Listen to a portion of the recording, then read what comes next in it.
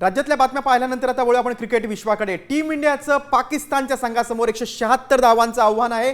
Team India 7 wicket गमावत 175 धावा केलेल्या आहेत। ईशान किशनची 77 धावांची तुफान खेळी आहे। तिलक वर्मा 25, सूर्यकुमार 32 यांनी 32 धावा केलेल्या आहेत। पाकच्या सईम अयूबनं 3 विकेट घेतलेल्या आहेत। बघा, पाकिस्तानसमोर 176 धावांचं आव्हान आहे।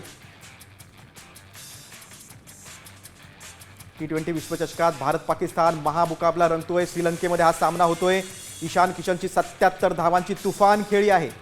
भारताचं पाकिस्तानच्या संघासमोर 176 धावांचं आव्हान आहे।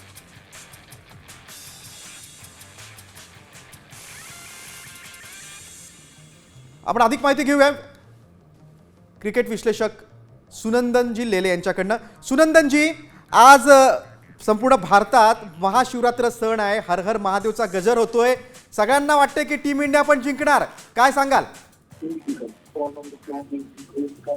175 धावांचा अभिषेक महाशिवरात्रीच्या दिवशी फलंदाजांनी घातलाय। मी एवढंच सांगू शकेन की तोंडावरती हा धावफलक खूप मोठा वाटत नसला तरी खेळपट्टी संथ आहे। फिरकी गोलंदाजांचा चेंडू वळत आहे।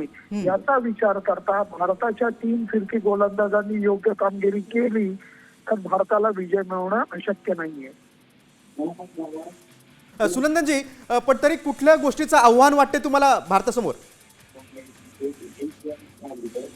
आव्हान नाहीये, मला वाटतं हे मैदान खूप मोठं आहे। इथे चौकार षटकार मारणं तेवढं सोपं नाहीये।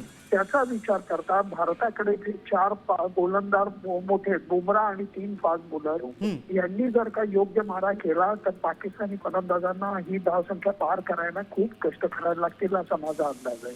अगदी सुनंदनजी, आता भारताचे गोलंदाज कशी कामगिरी करतात त्याकडे सगळ्यांचं क्रिकेट प्रेमींचं लक्ष आहे। तुम्ही सविस्तर विश्लेषण केलं त्याबद्दल धन्यवाद।